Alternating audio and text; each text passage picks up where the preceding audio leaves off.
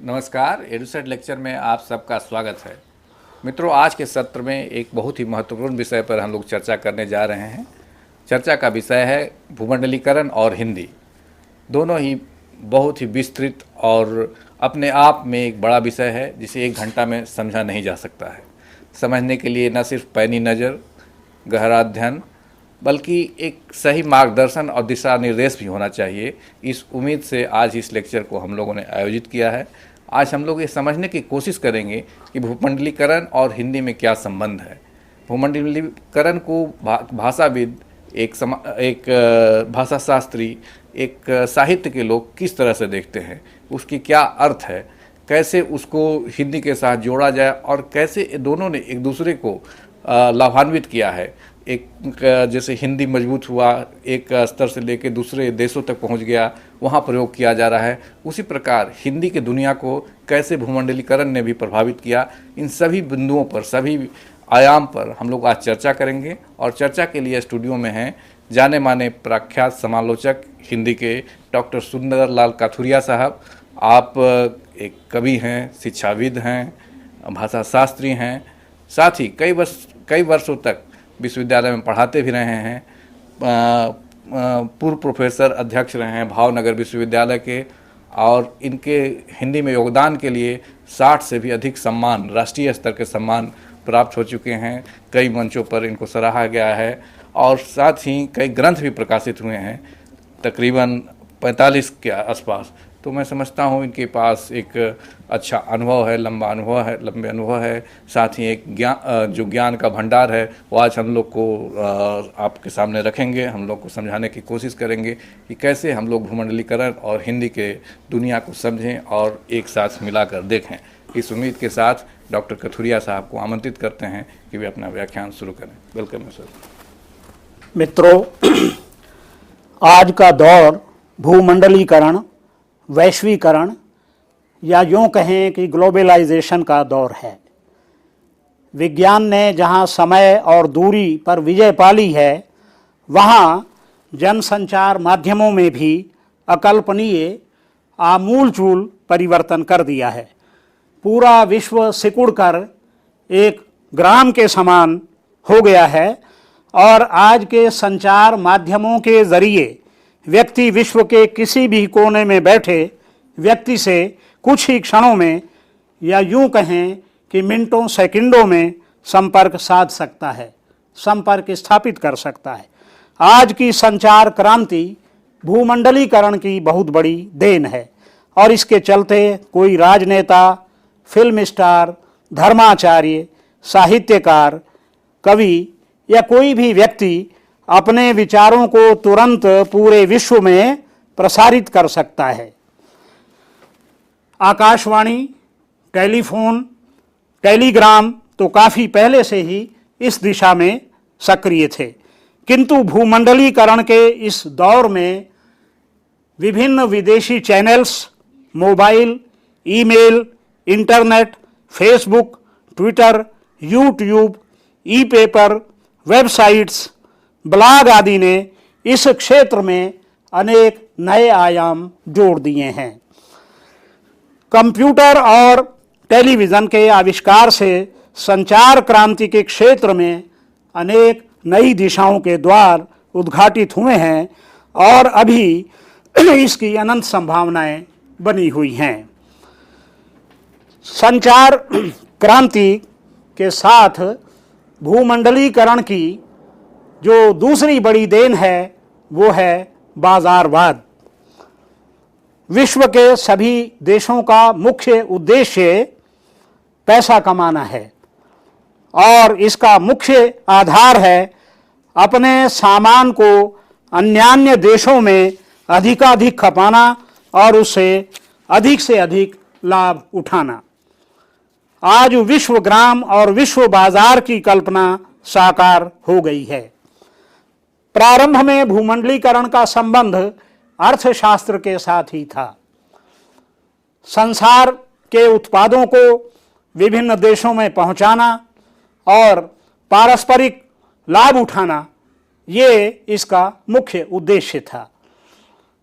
किसी भी देश का जो उत्पाद अधिक होता है और दूसरे देश में उसकी उपलब्धता नहीं होती, तो वो अपने उत्पाद को दूसरे देशों में खपाने की चेष्टा करता है और उस देश में जो वस्तु ज़्यादा मिलती है उसको अपने देश में ले जाने की चेष्टा करता है। दूसरी बात जो इससे जुड़ी हुई है वो ये है कि भूमंडलीकरण का संबंध राजनीति के साथ भी बहुत गहरा है। विभिन्न राष्ट्रों के अध्यक्ष पारस्परिक संवाद के द्वारा, समझौतों के द्वारा, संधियों के द्वारा और नाना प्रकार के समझौतों के द्वारा वो पारस्परिक व्यापारिक आदान प्रदान करते हैं और इस प्रकार एक देश की जो वस्तुएं हैं उसका लाभ दूसरे देश को बड़ी आसानी से मिल जाता है। लेकिन समझने की बात यह है कि जो भी देश अपने माल को खपाता है उसका मुख्य उद्देश्य अर्थ लाभ प्राप्त करना होता है। उस देश की संस्कृति या भाषा के विकास का उद्देश्य उसका नहीं होता, पर उस देश की संस्कृति और भाषा से जुड़ना उसकी मजबूरी होती है, क्योंकि उनसे जुड़े बिना वो अपने माल को खपा नहीं सकता।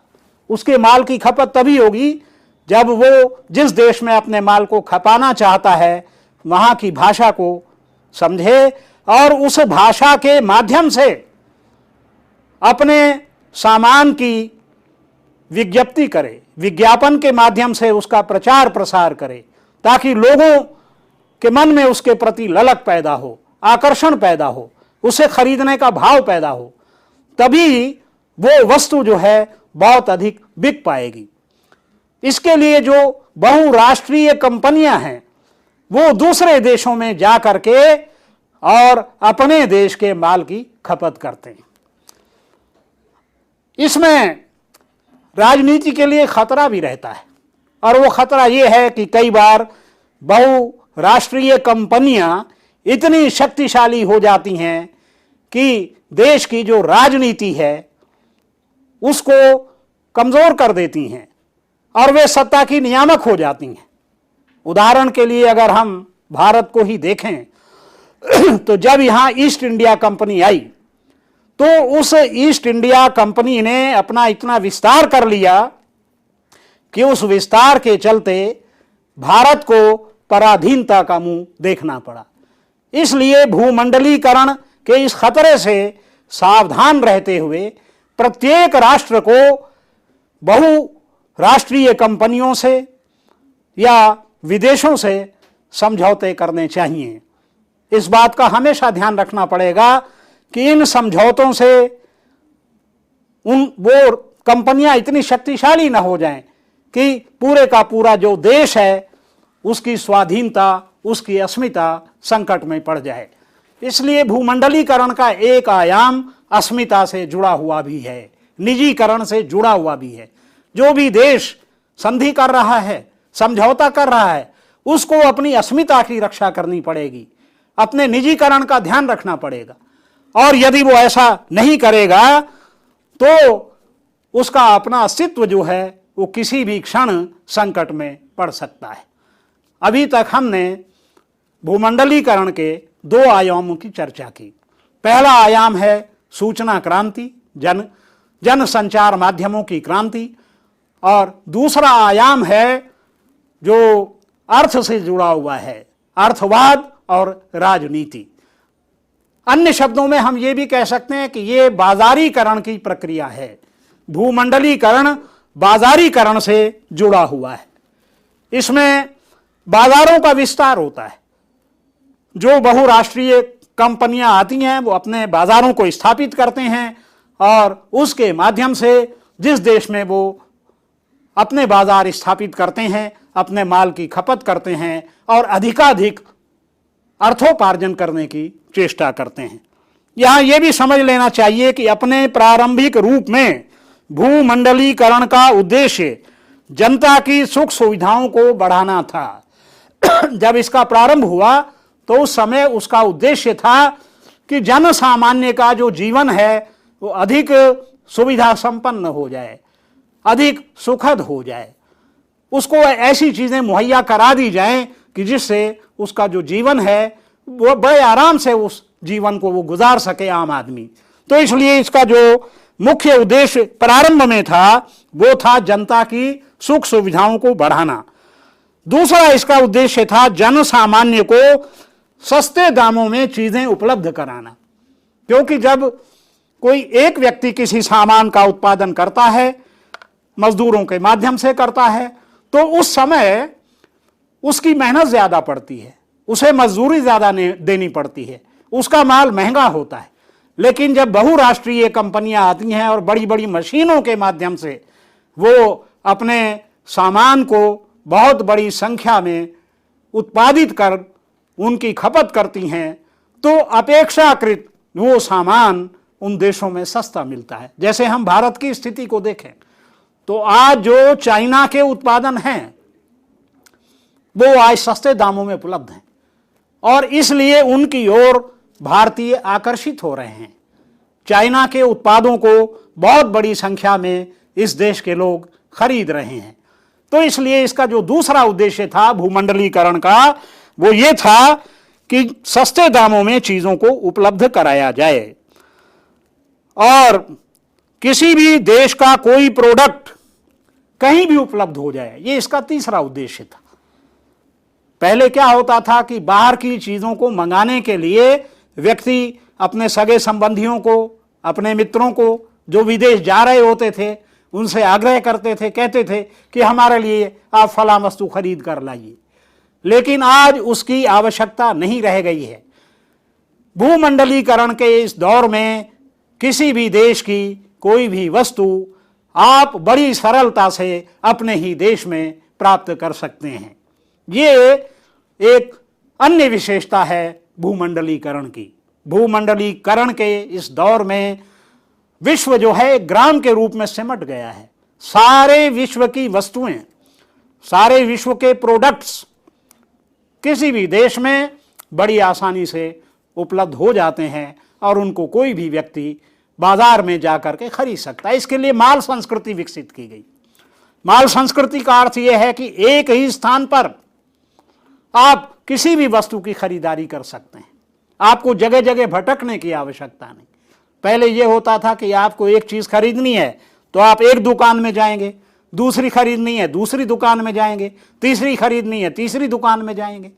उसमें आपका समय भी खराब होता था और आवागमन में पैसा भी बर्बाद होता था। अब आपको सुविधा यह है कि एक स्थान पर आप सारी चीजें जो हैं खरीद सकते हैं, आपको उपलब्ध हैं। और इसलिए भारत जो है ये भी माल संस्कृति को विकसित कर रहा है। भारत जो है विश्व के आकर्षण का केंद्र है, क्योंकि यहां उनको अपने माल की खपत का बहुत बड़ा बाजार उपलब्ध है। इतने बड़े बाजार की उपलब्धता और उससे मिलने वाला लाभ ये उनकी कल्पना में भी नहीं था। इसलिए आज जो स्थिति बनी है उससे भारत एक शक्तिशाली देश के रूप में उभर कर विश्व के सामने आया है और विश्व के तमाम देश आज भारत के साथ मैत्री का हाथ बढ़ाने को तैयार हैं। अब इसका एक जो भाषागत पहलू है, बाजार संस्कृति के विकसित हो जाने से भाषा का बाजारीकरण हो गया है। बाजार में सामान को बेचने के लिए एक सरलीकृत आम आदमी की जन भाषा की जरूरत है। अब इसके बहुत सारे लाभ भी हैं कि वो विदेशी कंपनियां जो यहाँ पर अपने बाजार खोलती हैं, अपने माल्स खोलती हैं, अपने सामान को बेचती हैं, तो उनके लिए आवश्यक हो जाता है कि वो यहाँ की भाषा को सीखें, यहाँ की भाषा को अपनी भाषा बनाएं या ऐसे व्यक्तियों को वो नौकरी दें कि जो उस भाषा को जानते हों, ताकि जो खरीदार वहाँ पर आए उससे वो संपर्क स्थापित कर सकें, संवाद स्थापित कर सकें, उस प्रोडक्ट की विशेषताओं को बता सकें और उस प्रोडक्ट की विशेषताओं को बताकर वे अपने सामान की ज़्यादा से ज़्यादा खपत कर सकें। अब इसके लिए शास्त्रीय, साहित्यिक, संस्कृतनिष्ठ या मानक भाषा की आवश्यकता नहीं है। इसलिए इस माल संस्कृति के चलते, बाजारीकरण के चलते, बाजारों में आज जो भाषा विकसित हुई है वो भाषा बाजारू भाषा है, आम जनता की भाषा है, सामान्य भाषा है, जिसमें अनेक भाषाओं के शब्द मिले जुले रहते हैं। ये आवश्यक नहीं कि वहाँ पर कोई परिनिष्ठित हिंदी को बोले, वहाँ पर ऐसी हिंदी का प्रयोग होता है जिसमें अंग्रेजी के शब्दों का मिश्रण भी है, जिसमें उर्दू के शब्दों का मिश्रण भी है, जिसमें अन्य भाषाओं के शब्दों का मिश्रण भी है। और अगर हम केवल हिंदी की बात न करके पूरे भारतीय परिप्रेक्ष्य में इस संदर्भ को देखें तो मान लीजिए तमिल में कोई माल खोलता है, बाजार संस्कृति का विकास करता है, तो वहाँ पर उसको वहाँ की भाषा सीखनी पड़ेगी, तमिल सीखनी पड़ेगी, तेलुगु सीखनी पड़ेगी। अगर वो केरल में खोलता है, मलयालम सीखनी पड़ेगी, गुजरात में खोलता है, गुजराती सीखनी पड़ेगी। तो इस प्रकार से अगर हम व्यापक परिप्रेक्ष्य में देखें तो इस बाजार संस्कृति की सबसे बड़ी देन ये है कि भाषाओं का विकास हो रहा है। विभिन्न जो भारतीय भाषाएं हैं वो अपनी सीमाओं का अतिक्रमण करते हुए और पूरे विश्व तक पहुंच रही हैं। जितना उनके बोलने वालों की संख्या पहले थी, आज उनकी संख्या बहुत अधिक हो गई है। उदाहरण के लिए हम हिंदी को देखें तो हिंदी विश्व की दूसरी बड़ी भाषा थी, लेकिन आज जो स्थिति बनी है इस मौखिक भाषा के चलते आज हिंदी विश्व की पहले तीसरी भाषा थी, आज दूसरी भाषा हो गई। और हो सकता है कि कुछ वर्षों के बाद हिंदी का स्थान विश्व की पहली भाषा के रूप में हो जाए। ये सारे के सारी जो देन है, ये जो भाषा को व्यापक आयाम मिल रहे हैं, इस व्यापकता के पीछे है बाजारवाद और संचार संस्कृति। अब ये जो अर्थशास्त्र के अलावा भूमंडलीकरण का सरोकार केवल राजनीति से ही नहीं, कृषि, उद्योग धंधों, तकनीकी विकास एवं अन्य क्षेत्रों से भी है। जनसंपर्क एवं जनता के पारस्परिक संवाद के अलावा इसका संबंध विभिन्न राष्ट्रों के पारस्परिक संवाद एवं पारस्परिक हितों के संरक्षण से भी है। भूमंडलीकरण एक प्रक्रिया है, विशेषकर विकास को नापने की प्रक्रिया, और इसका आधार है आर्थिक, सामाजिक, कृषि वैज्ञानिक, भाषिक, सांस्कृतिक आदि। वैश्विक प्रगति के साथ तालमेल बनाकर न चलने वाली अनेक संस्कृतियां और हजारों भाषाएं नष्ट हो गई।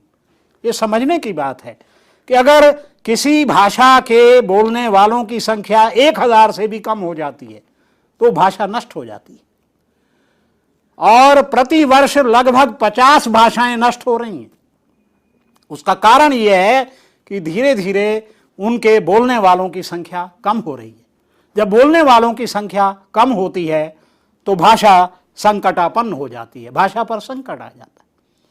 संचार क्रांति के चलते, भूमंडलीकरण के चलते हिंदी उस संकट से मुक्त है, और आज हम ये कह सकते हैं कि हिंदी की जो सामर्थ्य है उसमें अप्रत्याशित विकास हुआ है, उसकी संभावनाएं अनंत हो गई हैं, उसके मरणासन होने की कोई संभावना नहीं है।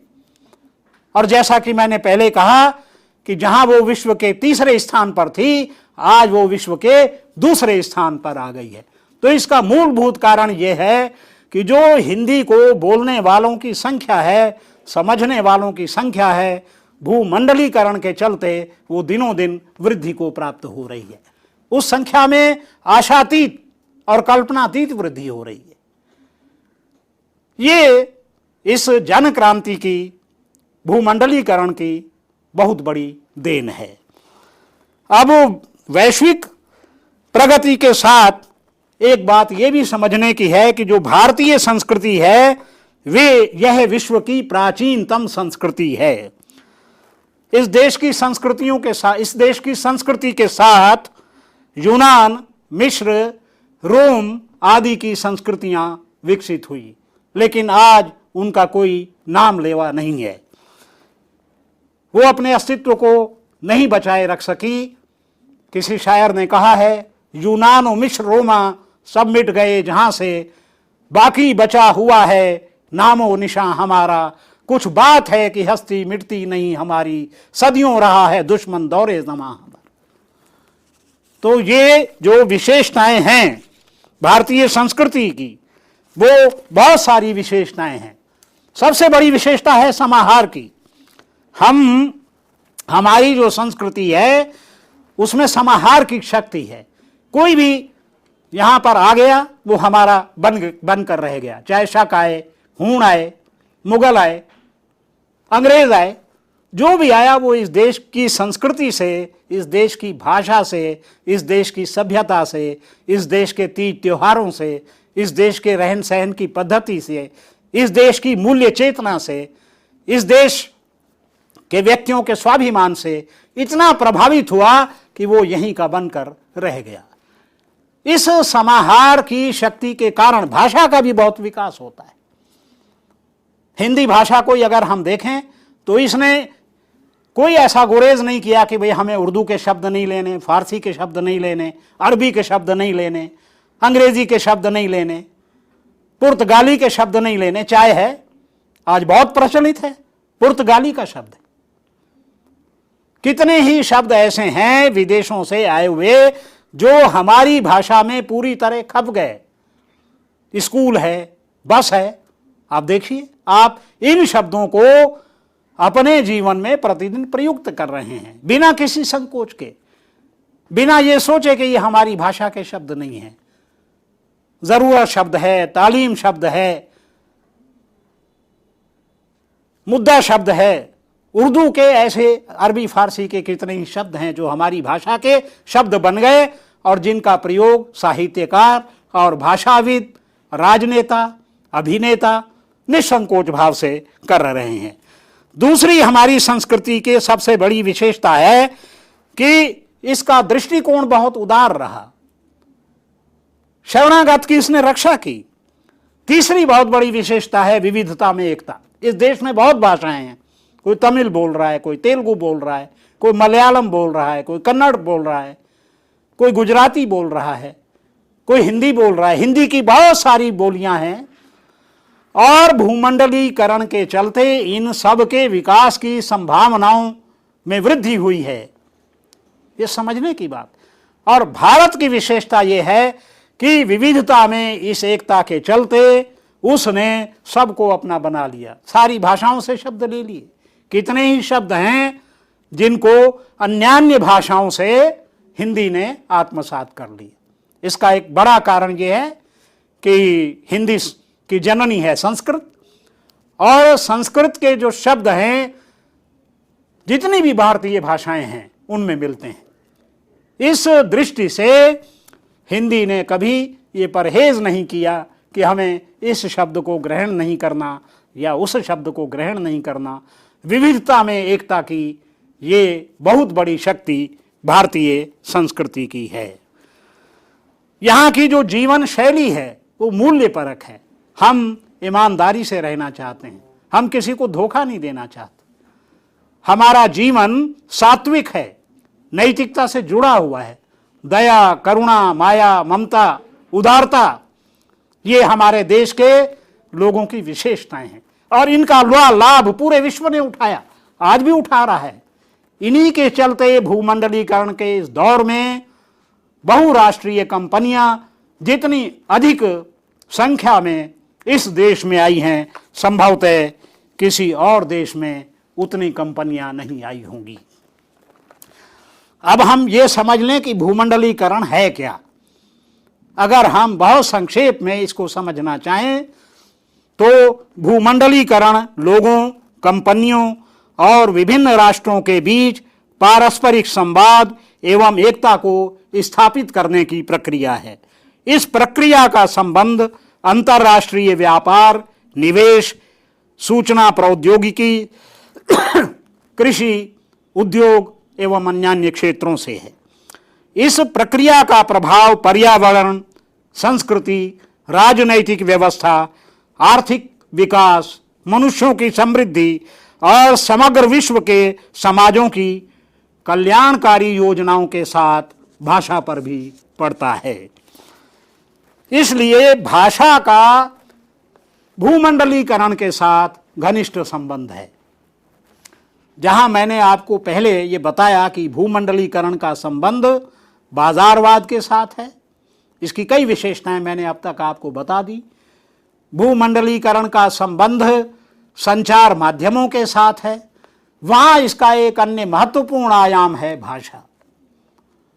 चाहे संचार माध्यम हो या व्यक्ति पारस्परिक संवाद कर रहे हों, विचाराभिव्यक्ति के बिना मनुष्य का काम नहीं चल सकता। विचाराभिव्यक्ति मनुष्य की बहुत बड़ी शक्ति है। ये वाणी ईश्वर की बहुत बड़ी देन है। अगर ये वाणी मनुष्य को ईश्वर ने न दी होती तो सारे का सारा संसार गूंगा हो जाता। विश्व के तमाम देश अन्य राष्ट्रों के साथ मैत्री संबंध बनाना चाहते हैं, संपर्क बनाना चाहते हैं, संवाद स्थापित करना चाहते हैं, और जैसा कि मैंने पहले भी कहा, वे अपने माल की खपत करना चाहते हैं। अब एक बात यहां पर यह भी समझने की है कि भूमंडलीकरण का जो नारा है, इसने 20वीं शताब्दी के 9वें दशक से ज्यादा जोर पकड़ा है। लगभग पिछले 20-22 वर्ष से भूमंडलीकरण के नारे ने पूरे विश्व को अपने चंगुल में ले लिया है। लेकिन यह भूमंडलीकरण कोई नया शब्द नहीं है।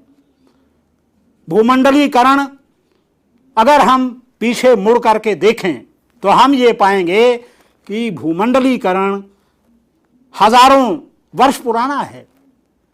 भूमंडलीकरण पर काम करने वाले लोगों ने इस बात को रखा कि लगभग 600 वर्ग किलोमीटर का एक ऐसा बड़ा क्षेत्र था जिसको सिल्क रोड कहते थे, और वो सिल्क रोड मध्य एशिया, मध्य यूरोप, चीन और भारत को जोड़ता था।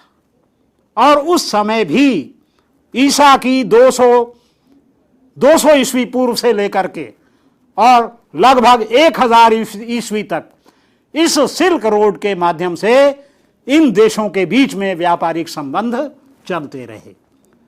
लेकिन अगर हम वस्तु स्थिति को देखना चाहें तो ये भूमंडलीकरण का जो शब्द है और ये भूमंडलीकरण का जो दौर है, ये और भी पुराना है। अगर हम भारतीय संस्कृति पर दृष्टिपात करें और वेदों को देखें तो हम ये पाएंगे कि उसमें ये आता है लिखा हुआ कि सा प्रथमा संस्कृति विश्व बारा। ये भारतीय संस्कृति विश्व की सबसे पहली वर्णीय संस्कृति है। हमारे यहाँ वसुधैव कुटुंबकम की बात कही गई है। सारे का सारा संसार एक परिवार के समान है। और उससे भी छोटा रूप देते हुए ये कहा गया कि ये सारे का सारा संसार क्या है, भवित एक नीडम, एक घोंसले के समान है। अभी तो विश्व जो है विश्व ग्राम की बात कर रहा है, लेकिन हमारी संस्कृति ने विश्व को एक घोंसले के समान कहा है। अभी वहां तक पहुंचने में इन संचार माध्यमों को, भूमंडलीकरण के इस दौर को अभी बहुत समय और लग जाएगा। और हमारे देश की जो ये संवाहिका है संस्कृति की, वो है संस्कृत। भाषा की दृष्टि से हम बात करें तो हमारे देश की जो प्राचीनतम भाषा है वो वैदिक संस्कृत है। और भाषा के संबंध में एक बात समझने की ये है कि भाषा का जो विकास है उसकी एक अलग प्रक्रिया है। एक भाषा होती है साहित्य की भाषा, दूसरी भाषा होती है बोलचाल की भाषा। तो साहित्य की जो भाषा है वो कालांतर में मरणासन्न हो जाती है, और जो बोलचाल की भाषा होती है वो साहित्य की भाषा का रूप ग्रहण कर लेती है। अगर हम भाषाओं के विकास पर दृष्टिपात करें तो वैदिक संस्कृत उस समय संस्कृत बोलचाल की भाषा थी, कालांतर में वो साहित्य की भाषा हो गई। पाली, फिर प्राकृत, फिर अपभ्रंश, और अपभ्रंश के अनेक रूपों से भारतीय भाषाओं का विकास। तो इसलिए लिखित भाषा से अधिक महत्वपूर्ण है मौखिक भाषा, वाचिक भाषा। और इन संचार माध्यमों की सबसे बड़ी देन ये है कि इन्होंने इस वाचिक भाषा को बल दिया है।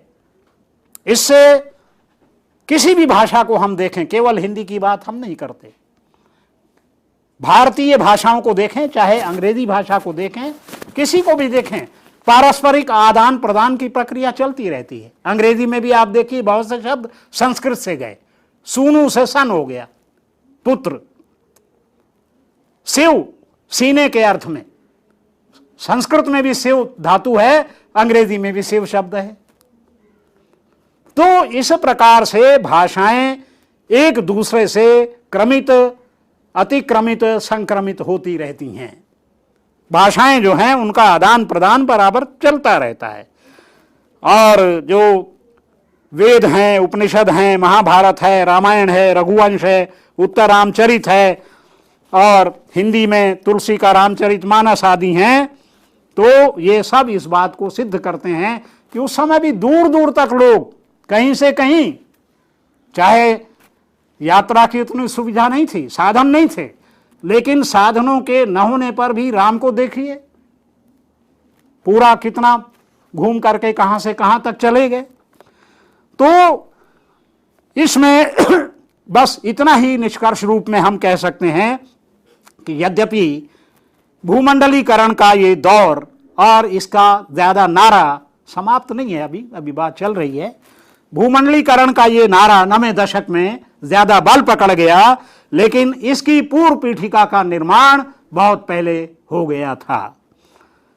और उस पूर्व पीठिका को समझे बिना, जैसे अब हिंदी को ही आप देखें तो मुगलों के प्रभाव से हिंदी में अरबी, फारसी, उर्दू शब्दों का अनुप्रवेश हुआ। अंग्रेजों के आगमन के बाद अंग्रेजी का वर्चस्व बढ़ा, और उनकी एक शिक्षा नीति थी, उसे ही भूमंडलीकरण से जोड़कर देखा जा सकता है। और वो नीति थी मैकाले की। मैकाले ने कहा था, I will prepare a class of persons Indian in blood and colour but English in ideas.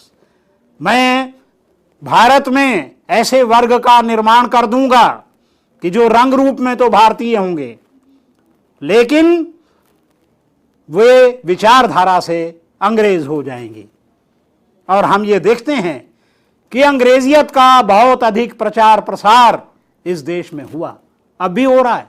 और भूमंडलीकरण के आ जाने से भी सबसे बड़ा जो संकट है, वो संकट यही है कि अब भी अंग्रेजी का जो वर्चस्व है, उसका दबदबा है, कहीं वो बढ़ ना जाए। आप किसी भी चैनल को देख लीजिए, चैनल में दिखाई जाने वाली जो वार्ता है, साक्षात्कार है, प्रश्नोत्तर है, धारावाहिक है, कोई भी कार्यक्रम है, वो हिंदी में है, लेकिन उस पर आने वाले कैप्शंस अंग्रेजी में हैं। यहां भी आप देख सकते हैं कैप्शंस, हर जगह जो लिखा हुआ आ रहा है वो अंग्रेजी में आ रहा है। अभी भी इस संकट से हम मुक्त नहीं हुए कि हम जो बोल रहे हैं, हमारा कार्यक्रम हिंदी में आ रहा है, लेकिन जो लिखे हुए कैप्शंस हैं वो प्राय अंग्रेजी में आते हैं। ये अपने आप में चिंता की बात है। और ये मैकाले की जो नीति थी, ये उसकी सफलता का एक प्रमाण भी है। समझने की बात यह है कि भाषा और संस्कृति का अविच्छिन्न संबंध होता है। भाषा का राष्ट्रीय अस्मिता, देशाभिमान और राष्ट्रीय गौरव से बहुत बड़ा संबंध होता है। भाषा मिटेगी तो देश मिट जाएगा, भाषा की रक्षा और उन्नति होगी तो देश उन्नत होगा। अपनी मातृभाषा का सम्मान करने वाला देश कभी मिट नहीं सकता। जिसको न निज गौरव तथा निज देश पर अभिमान है, वो नर नहीं नर पशु निरा है और मृतक समान है। हमें अपने देश पर अभिमान होना चाहिए, अपनी भाषा पर अभिमान होना चाहिए। तो अंग्रेजों ने ये प्रयास किया कि कोर्ट की जो भाषा है वो अंग्रेजी हो जाए।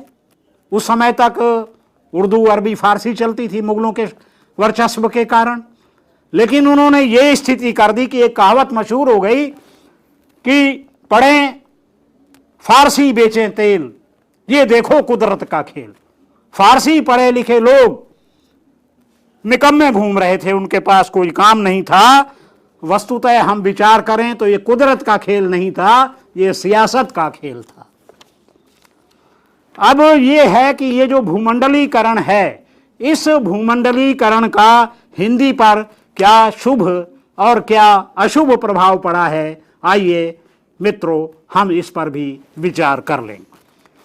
देखिए, जो लिखित भाषा होती है, मानक भाषा होती है, उसका स्थान जैसा कि मैंने पहले भी बताया कालांतर में मौखिक भाषा ले लेती है और भाषा का विकास होता है। संस्कृत में सर्प, फिर सप, फिर सांप, कर्म, कम, काम, धर्म, धम्म, धर्म, ये भाषा के विकास की प्रक्रिया है। अब अगर संस्कृतज्ञ कोई है, आप धर्म लिख रहे हैं तो वो उसको अशुद्ध मानेगा, लेकिन लोक भाषा में धर्म शब्द जो है चलता है, प्रचलित है। तो इस प्रकार से भाषा की जो ग्राहिका शक्ति है वो ये है कि बहुत, अब ग्राहिका शक्ति बहुत बड़ी है। विभिन्न भाषाओं से शब्द, दूसरी भाषा के शब्द कोई भी भाषा ग्रहण कर लेती है, लेकिन उसका एक दुष्प्रभाव ये पड़ता है कि मान लीजिए हम जिस भाषा को चैनल्स पर देख रहे हैं, जो विज्ञापनों की भाषा है, उस भाषा को हम सुन रहे हैं, जो कैप्शंस वहां पर लिखे हुए आते हैं और उनमें जो वर्तनी की अशुद्धियां होती हैं, उसका दुष्प्रभाव बच्चों के कच्चे मन पर पड़ता है। बच्चे अनुकरण से सीखते हैं, उनमें अनुकरण की प्रवृत्ति होती है। भाषा का विकास अनुकरण से होता है। और जब वो दूरदर्शन पर या विभिन्न विदेशी चैनल्स पर भाषा को देखते हैं, उसके लिखित रूप को भ्रष्ट रूप में देखते हैं, बहुत से शब्द जो हैं वो असंगत रूप में लिखे होते हैं के बजाय आपको है लिखा हुआ मिल जाएगा, में के बजाय में लिखा हुआ मिल जाएगा, बहुत वर्तनी की और भी बहुत सी अशुद्धियां मिल जाएंगी। तो उसका जो दुष्प्रभाव है वो बच्चों के कच्चे मन पर पड़ता है। संचार माध्यमों से इस प्रकार से भाषा के विकृत हो जाने का एक बहुत बड़ा खतरा है। यद्यपि इसमें कोई संदेह नहीं कि मौखिक भाषा के विकास की अनंत संभावनाएं इन चैनल्स ने, इंटरनेट या जो भी और संचार माध्यम हैं, वेबसाइट्स हैं, ब्लॉग हैं, ईमेल है, इन सब ने दी हैं। पर एक जो बड़ा संकट है, खतरा है, वो ये है कि आज भी जब आप एसएमएस करते हैं तो नागरी लिपि में न करके रोमन में करते हैं। लिपि रोमन होती है। ईमेल आप भेजते हैं, प्रायः आपका ईमेल रोमन लिपि में जाता है। कहने को भाषा हिंदी है, लेकिन भाषा की जो मूल प्रकृति, जो लिपि है, वो लिपि आज संकट के दौर से गुजर रही है संचार माध्यमों के चलते। इससे सावधान होने की आवश्यकता है और इसके लिए प्रयास करने की आवश्यकता है कि ये जो संचार माध्यम हैं, इनमें नागरी लिपि भी उसी प्रकार महत्व को प्राप्त करे जिस प्रकार रोमन लिपि ने महत्व को प्राप्त किया हुआ है। अगर हम इस दिशा में सक्रिय नहीं होंगे तो हमारी भाषा की जो लिपि है वो नागरी के बजाय रोमन हो जाएगी। ये एक सबसे बड़ा संकट इन संचार माध्यमों ने हमारे सामने उपस्थित किया है। और विभिन्न चैनलों पर प्रसारित होने वाले कुछ वाक्यांश आप देखिए। ये जितने भी चैनल्स हैं ये खिचड़ी भाषा का विकास कर रहे हैं।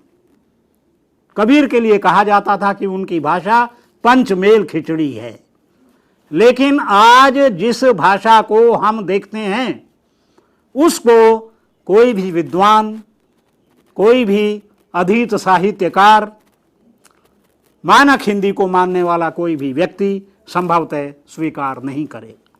हालांकि युवक और युवतियां और कच्चे मन वाले बालक आज इसी भाषा को अपनी भाषा बना चुके हैं और बनाते चले जा रहे हैं। आप किसी भी समाचार पत्र को उठा लीजिए, किसी भी विज्ञापन को देख लीजिए, किसी कैप्शन को देख लीजिए, उसके बीच में आने वाली भाषा को देख लीजिए, तो उस भाषा में आपको प्रारंभ और अंत में क्रियापद तो हिंदी का मिलेगा, लेकिन बीच की जितनी भाषा है वो आपको या तो अंग्रेजी मिलेगी या उर्दू मिलेगी या इन सब का मिश्रण मिलेगा। उदाहरण के लिए मैं एक बार एक बस में जा रहा था, वहाँ पर एक दो लड़कियाँ खड़ी हुई थी, आपस में बातचीत कर रही थी। तो उनमें से एक ने पूछा कि तुम कहाँ जा रही हो? उसने कहा मैं अपनी मम्मी को मीट करने जा रही हूँ। अच्छा है कि उसने ये नहीं कहा कि मैं मम्मी का मीट बनाने जा रही हूँ। ये भाषा में विकृति जो आ रही है, इसके कुछ उदाहरण जो कैप्शंस में हैं या बीच में आते हैं वो मैं मित्रों आपके सामने रखता हूँ कि भाषा की क्या स्थिति हो गई है। तो विभिन्न चैनलों पर प्रसारित होने वाले कुछ वाक्यांश मैं आपके सामने रखता हूं, जैसे अपील नजरअंदाज, FIR दर्ज, कैबिनेट की बैठक, वोट बैंक की राजनीति, सिद्धांतों को डाइल्यूट करना, वोट बैंक को एनकैश करना इत्यादि। और जो आप समाचार पत्रों के नाम देख लीजिए, उनमें भी आपको खिचड़ी भाषा का प्रयोग दिखाई देगा। नव भारत टाइम्स, अब नव भारत हिंदी का शब्द है, टाइम्स अंग्रेजी का शब्द है। सांधे times, India today, Shah times, outlook, USM पत्रिका, अवाम केसरी आदि बहुत सारे मिलेंगे। और जो शीर्षक हैं उन पर तो अंग्रेजी का बहुत ज्यादा भरमार है। मजिस्ट्रेट निलंबित, CBI जांच होगी, क्रीमी लेयर की सीमा 2.5 गुना बढ़ाने की सिफारिश, स्वाइन फ्लू रोकने के लिए रेड अलर्ट, फ्लैश से बोल्ड कर देगा कैमरा मोबाइल इत्यादि। अब ये बीच के जो विवरण हैं उनके शब्द भी थोड़े से देख लीजिए।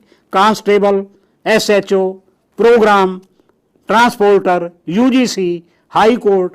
अब उच्च न्यायालय आराम से लिख सकते हैं, सुप्रीम कोर्ट, उच्चतम न्यायालय लिख सकते, सब जानते हैं।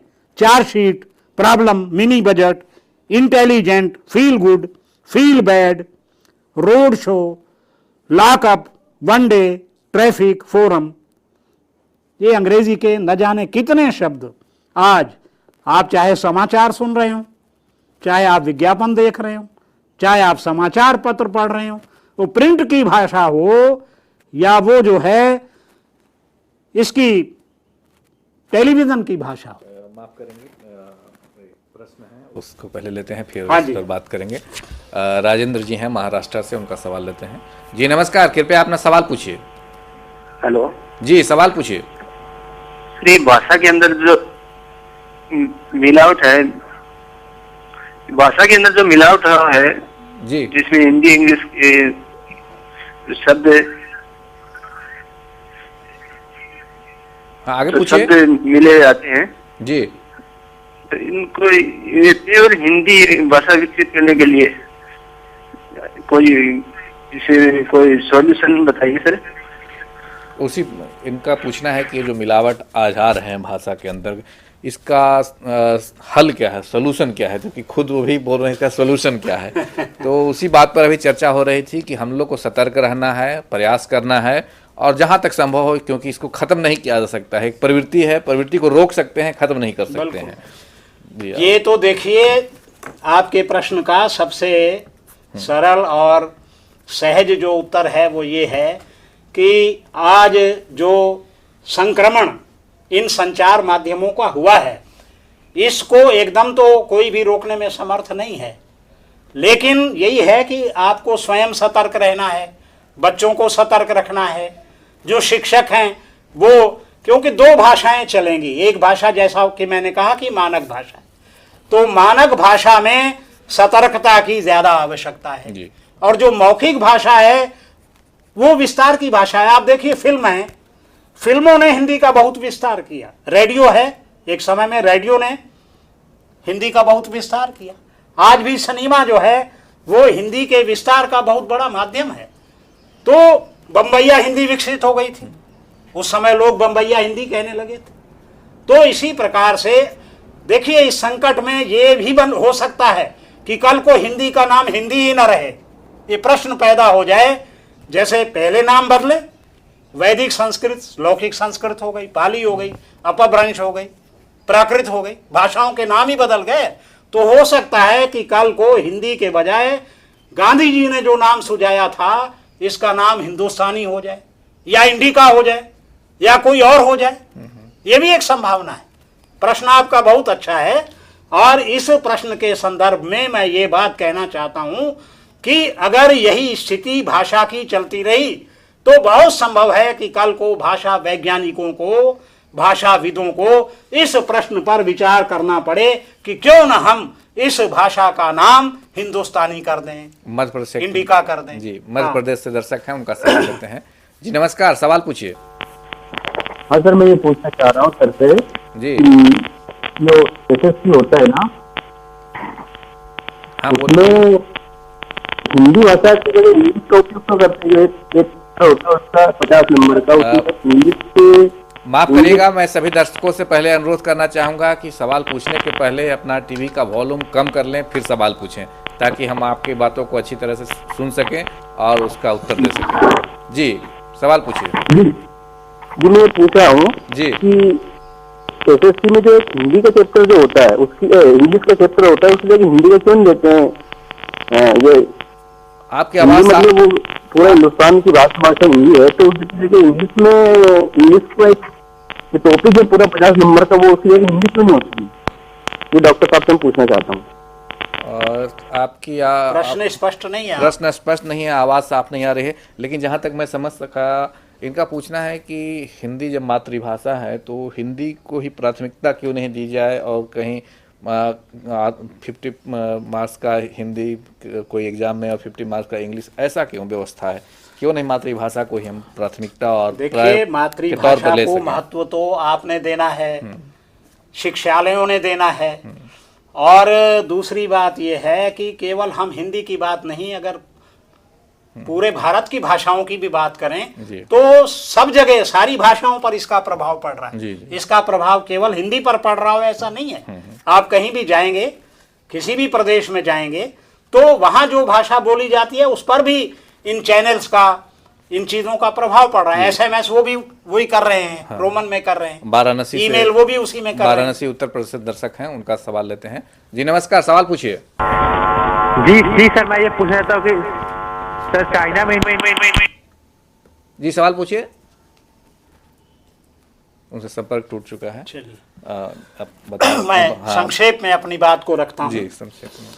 और ये है कि अब इसमें जैसे हलंत गायब हो गया, हिंदी के स्वरूप में जो परिवर्तन आ रहा है, जैसे पहले विद्वान लिखते थे, श्रीमान लिखते थे, बुद्धिमान लिखते थे, आत्मसात लिखते थे, भगवान लिखते थे, इन शब्दों में हलंत लगता था। हलंत समाप्त हो गया और व्याकरण क्षतिग्रस्त हो गया। आज इस प्रकृति पर फिर चर्चा करेंगे, स्वरूप पर चर्चा करेंगे, लेकिन पहले राजस्थान से दर्शक हैं, उनका सवाल लेते हैं। जी नमस्कार, सवाल पूछिए। हेलो जी सवाल पूछिए मैम। सर, भाषा में जो अशुद्धियाँ आती है वो इतनी ज्यादा क्यों होती है? भाषा में अशुद्धियाँ क्यों होती है? भाषा में अशुद्धियों का सबसे बड़ा कारण तो अनावधानता है, असावधानी है। अगर हम सावधानी से लिखेंगे, सावधानी से पढ़ेंगे तो भाषा में अशुद्धियां नहीं होंगे। दूसरा, उसको सुधारने का एक साधन है अभ्यास। अनभ्यास है विषम विद्या, अजीर्ण भोजनम विषम। अभ्यास जो है, यदि व्यक्ति बारंबार अभ्यास करेगा तो भाषा शुद्ध हो जाएगी।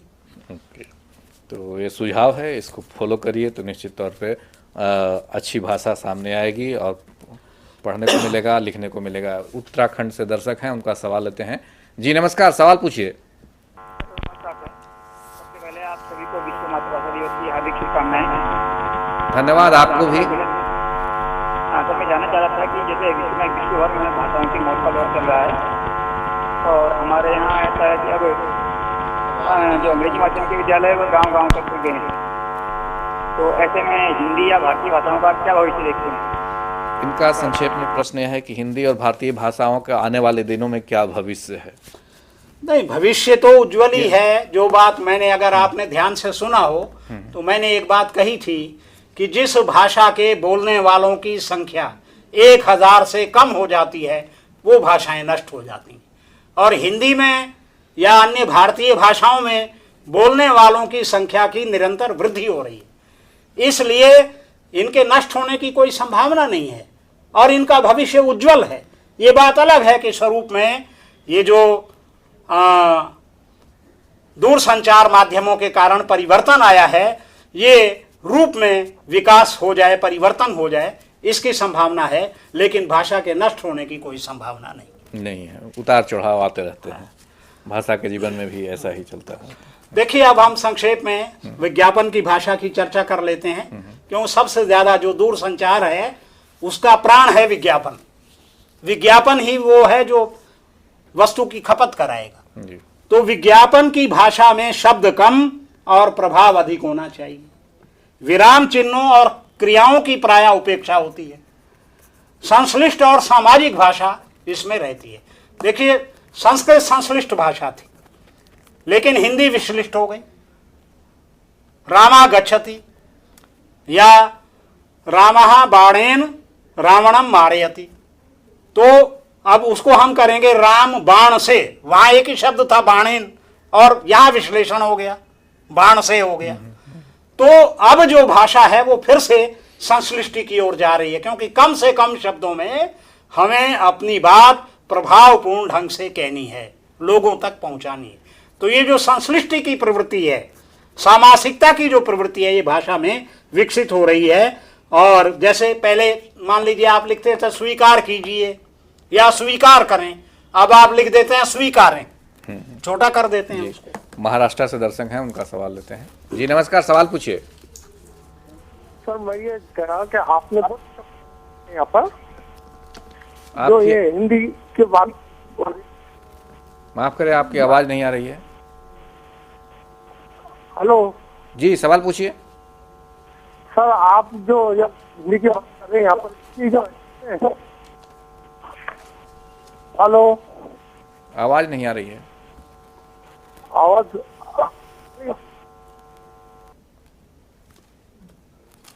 जी पूछिए। अच्छा ठीक है। हाँ, देखिए, अगर हम प्रकाशन की बात नहीं करेंगे तो ये बात अधूरी रह जाएगी। प्रकाशन के क्षेत्र में नई तकनीक का विकास किया है और नई क्रांति का सूत्रपात हुआ है। जिन पुस्तकों को छपवाने में पहले वर्षों लग जाते थे, महीनों लग जाते थे, आज वही पुस्तकें कुछ दिनों में नई तकनीक के आ जाने से तैयार हो गई हैं। विशेषकर कंप्यूटर और मोबाइल, ये दो चीजें ऐसी हैं जिन्होंने पूरे विश्व की स्थिति को परिवर्तित कर दिया है। महाराष्ट्र से एक और दर्शक हैं, उनका सवाल लेते हैं।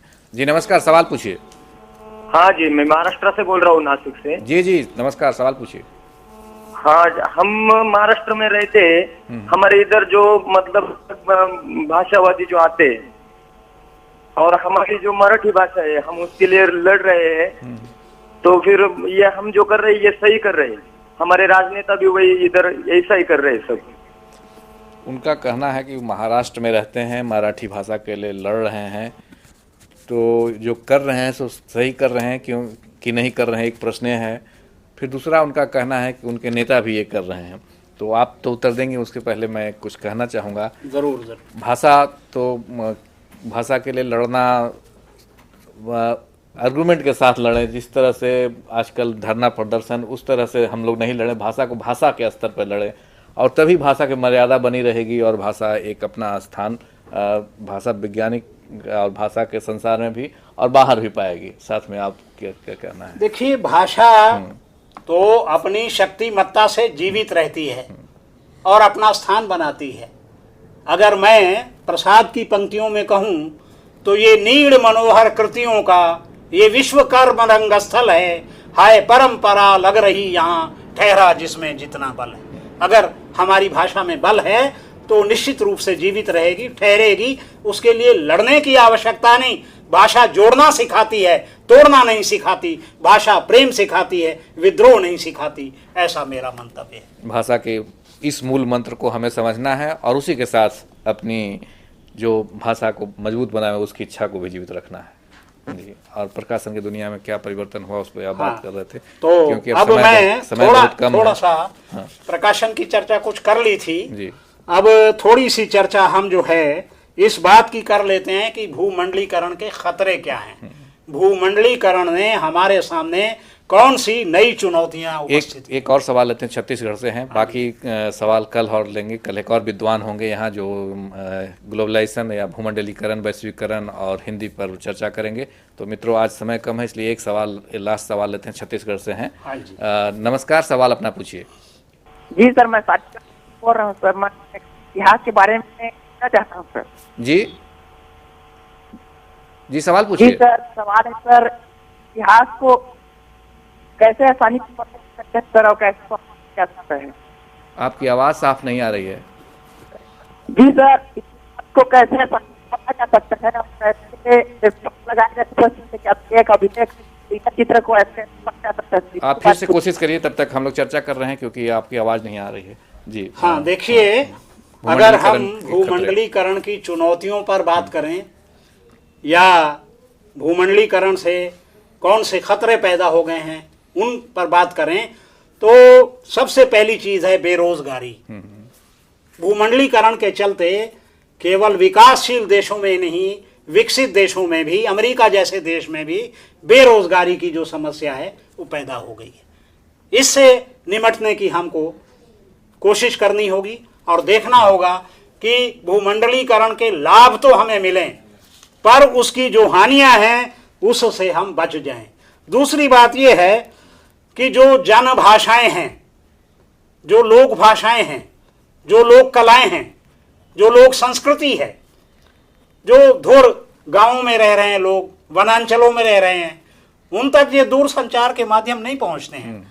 और वो जो भाषाएं हैं, लोक संस्कृति है, लोक भाषा है, जन भाषा है, उनके लिए भी संकट जो है भूमंडलीकरण के चलते पैदा हो गया है।